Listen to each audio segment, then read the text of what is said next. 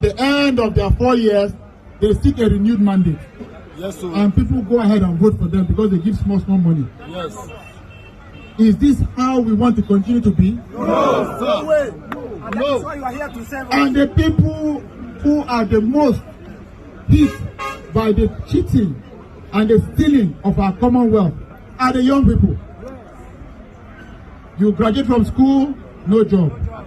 You go to the farm, you don't find fertilizers or other things that you can use to improve your farming. And so you are poor. So at the end of the 4 years, sometimes the 500 naira that they give you at the polling unit, sometimes 200 naira, you feel like this is your share. Then you take the go. For your man or faker. That is so.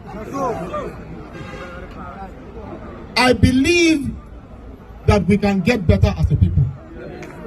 I firmly believe so. Before I went to the House of Representatives, people would go to Abuja and come back and complain to the people, Kwamuga.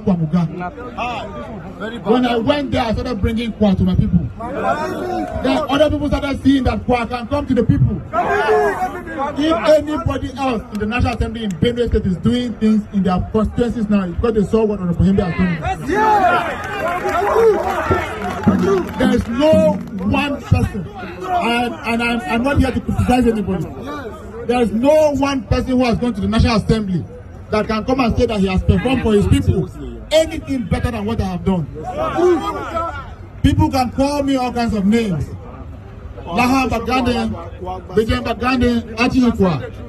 But you will not find anybody who will tell you that that Afaton Choga, you will not find anybody who will say that he has not been able to perform. They will say all kinds of things, but they cannot say that. Those of us who are younger have more determination and pity for others.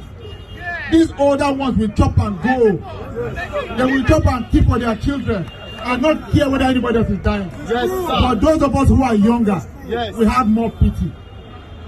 And the people who vote, the larger number of people who vote are the younger.